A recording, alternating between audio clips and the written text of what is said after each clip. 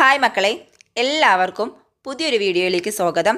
ഇന്ന് നമ്മുടേത് 4ാമത്തെ വീഡിയോ ആണ് അല്ലേ. ഇതിനോടകം തന്നെ നമ്മൾ റിഷ്തദാറുകൾ, പൂലവും അതുപോലെ തന്നെ പഴങ്ങളുടെ പേര് ഇതെല്ലാം പഠിച്ചു കഴിഞ്ഞു. അപ്പം നിങ്ങളിതൊന്ന് വായിച്ചു നോക്കൂ. ഒരു ഉത്തരത്തിന് 10 രൂപ സമ്മാനമോ എന്താണെന്ന് ഞാൻ വേഗം ഒന്ന് പറഞ്ഞുതരാം. ഞാൻ ഓരോ വീഡിയോയിലും ഓരോരോ ചോദ്യങ്ങൾ ചോദിക്കും. ആ ചോദ്യങ്ങൾ നമ്മുടെ മുന്നിലെ വീഡിയോസിനെ ആസ്പദമാക്കിയുള്ള ക്വസ്റ്റ്യൻസ് ആയിരിക്കും.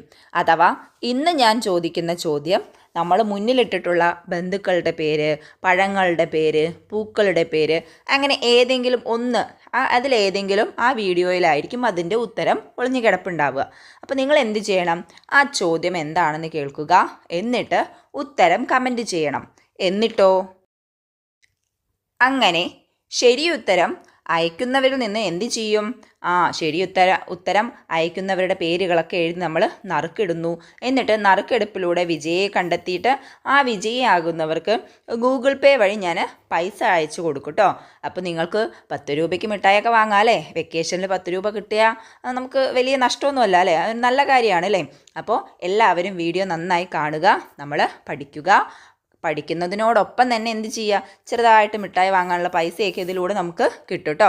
അപ്പോൾ ഓക്കെ അല്ലേ. അപ്പോൾ ഇന്നത്തെ വീഡിയോയിലേക്ക് പോകാം. അപ്പോൾ നിങ്ങളെല്ലാവരും വീഡിയോ നന്നായി കാണുക.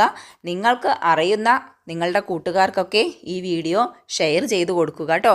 നമ്മുടെ ചാനൽ സബ്സ്ക്രൈബ് ചെയ്യുക. അങ്ങനെയാണെന്നുണ്ടെങ്കിൽ ഓരോ ദിവസത്തെ വീഡിയോയും നിങ്ങൾക്ക് അപ്പോൾ തന്നെ ലഭിക്കും.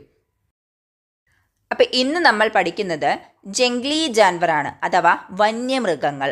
ഏതൊക്കെ വന്യമൃഗങ്ങളുടെയാണ് ഇവിടെ പേര് കൊടുത്തിട്ടുള്ളത്? ഷേർ എന്ന് പറഞ്ഞാൽ സിംഹമാണ്. ഹാത്തി എന്ന് പറഞ്ഞാൽ ആന. ബന്ദർ കുരങ്ങൻ. ലോംഡി അഥവാ കുറുക്കൻ. ബാലു കരടി. ഇവിടെ കണ്ടോ, ഇവിടെയൊക്കെ ഹാ വന്നിട്ടുണ്ട്. ഈ ഹാ നമ്മൾ ഉച്ചാരണത്തിൽ കൊണ്ടുവരുന്നില്ല. അതിന് മുന്നിലുള്ള അക്ഷരത്തെ നമ്മൾ എന്ത് ചെയ്യാണ്? കനപ്പിക്കുകയാണ് ചെയ്യുന്നത്. ഒപ്പം തന്നെ ഈ യാവും വാവും ഒക്കെ കണ്ടില്ലേ? യാ എന്തിനാണ്? ഇങ്ങനെയുള്ള ആ ഒരു ചിഹ്നവും അതുപോലെ വാവ് ഊന്നുള്ള ചിഹ്നത്തിനെയാണ് സൂചിപ്പിക്കുന്നത്. അപ്പം നമുക്ക് ക്വസ്റ്റ്യൻ നോക്കാം.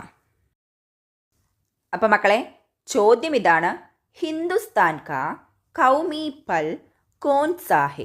ഹിന്ദുസ്ഥാൻ കാ കൗമി പൽ കോൺ സാ ഹെ? ചോദ്യത്തിൻ്റെ അർത്ഥം ഒന്നും പറയില്ല. നമ്മൾ എന്ത് ചെയ്യണം?